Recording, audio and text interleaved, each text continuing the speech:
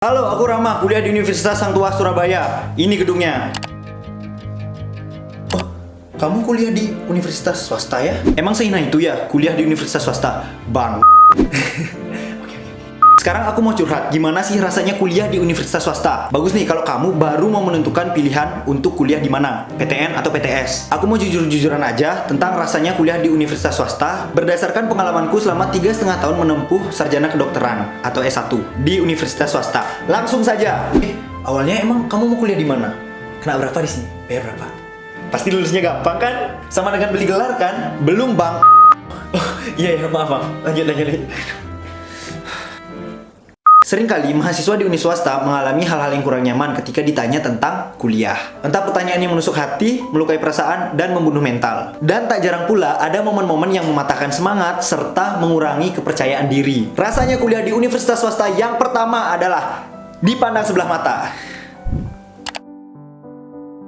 Ya mirip-mirip gitulah, sama-sama jahat. Jika kamu ingin kuliah di universitas swasta, siap-siaplah untuk hal ini. Mahasiswa-mahasiswa di uni swasta dianggap sebagai mahasiswa-mahasiswa yang gagal untuk masuk perguruan tinggi negeri atau PTN. Itu artinya apa? Jika kamu kuliah di universitas swasta, siap-siap kamu dianggap lebih rendah atau lebih bodoh oleh masyarakat atau anak-anak di negeri itu.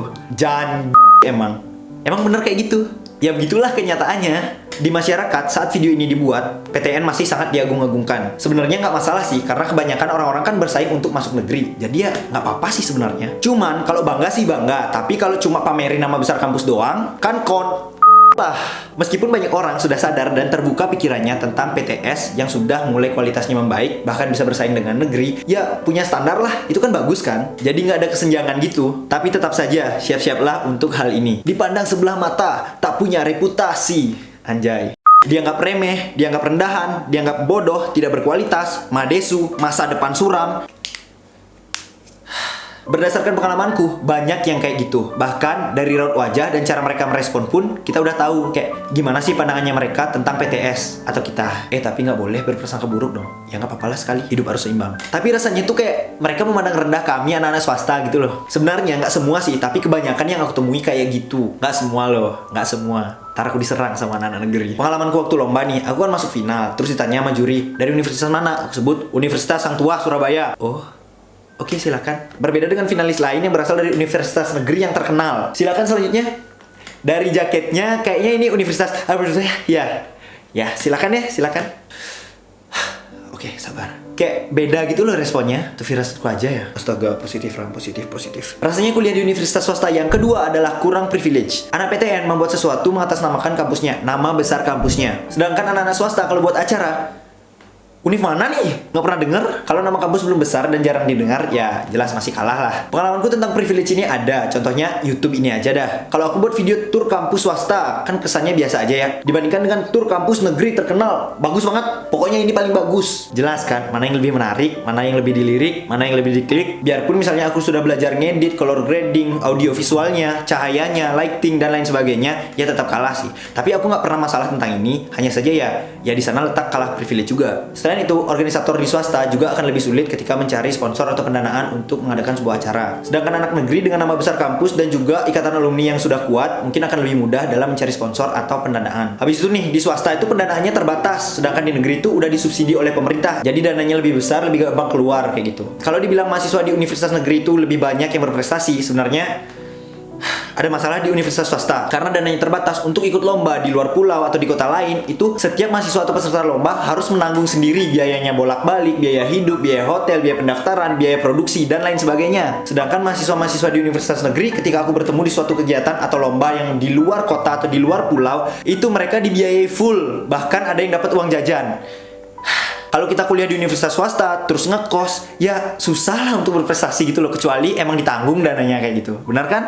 Untuk beli makan aja susah, apalagi untuk daftar lomba, biaya produksi, dan bolak-balik gitu. Ya kalau banyak duit, kalau enggak, mungkin kalau sekali ikut lomba langsung gagal, ya udah kapok ikut lomba lagi, nggak mau ikut lomba lagi. Berbeda dengan di swasta, mungkin udah bolak-balik di satu pulau ke pulau lain dengan tiket biaya yang mahal, masih tetap bisa ikut lomba bolak-balik kayak gitu. Karena pendanaannya ada. Rata-rata gitu sih kata teman-temanku ya. Nggak tahu di PTN lain apakah sama dana melimpah atau enggak. Ya masih masih jadi tanda tanya besar.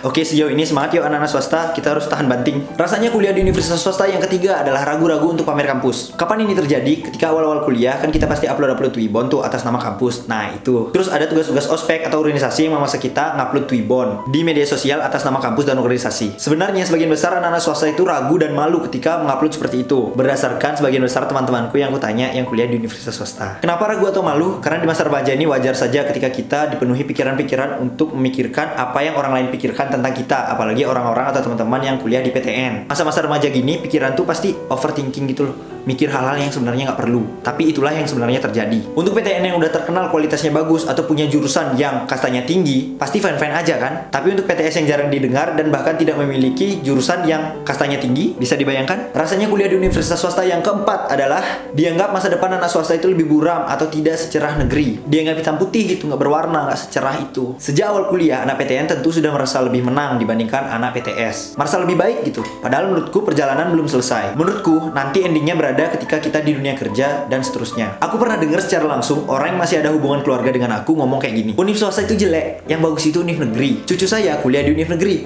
Rama kuliah di univ swasta. Karena negeri lebih bagus, tentu cucu saya akan lebih sukses. Apalagi Rama kuliah di Surabaya, kota begal. Berbeda dengan cucu saya yang kuliah di kota pelajar. Sudah jelas hasilnya nanti. Sampai sekarang momen itu nggak pernah hilang dari ingatanku, padahal aku sudah berusaha melupakannya. Bahkan sebagai orang yang diterima FK jauh berbulan-bulan sebelum SBMPTN, SNMPTN dan lain sebagainya tuh, aku cukup shock. Aku sampai nulis itu di buku harianku. Tuh kan dari tadi aku nggak sadar kalau warnanya hitam putih. Aku takut suram masa depannya. Yuk bisa yuk anak swasta yuk. Yuk ubah dulu. Ini kan bagus. Closing, biar nggak terbawa emosi lebih jauh lagi, aku mau simpulkan sekarang. Intinya, itulah yang aku rasakan selama kuliah menempuh S1 sarjana kedokteranku selama 3,5 tahun di universitas swasta. Sebenarnya bukan hal-hal buruk aja sih yang aku rasakan ketika aku kuliah di universitas swasta. Di luar itu, banyak pengalaman baik dan berkesan yang aku dapat dari teman-teman, lingkungan kampus, dosen, dan lain sebagainya di kampusku swasta ini, yang mungkin tidak bisa didapat di PTN. Tapi nggak akan aku ceritakan di sini, nanti panjang banget. Jadi, itulah yang aku rasakan selama kuliah di universitas swasta. Apakah aku benci dengan kampusku? Tentu tidak. Ada kutipan yang aku pegang dari dulu sampai sekarang. Kutipannya itu ngena banget mewakili perasaanku yang sekarang. Ini dari Ayah Pidi Baik. Kutipannya kayak gini. Dulu nama besar kampus disebabkan oleh karena kehebatan mahasiswanya. Sekarang mahasiswa ingin terlihat hebat karena nama besar kampusnya. Boom. Nggak semua mahasiswa kayak gitu, tapi sekiranya itulah yang aku pegang yang menurutku bisa mewakili perasaanku saat ini. Jadi aku mikir gini, aku tahu ini akan sangat sulit, bahkan sangat-sangat amat sulit. Aku sangat ingin membesarkan nama kampusku, jadi aku tidak akan berhenti sampai di sini. Oke, sekian aja. Mohon maaf bila ada salah kata atau perbuatan. Ambil positif-positifnya aja, negatifnya buang jauh-jauh. Maaf kalau ada yang kurang berkenan. Semoga bisa membuka pikiran. Hidup mahasiswa PTS. PTN juga, kita boleh bersaing asalkan secara sehat. Yang penting kita sama-sama berusaha untuk memajukan negeri ini, Indonesia.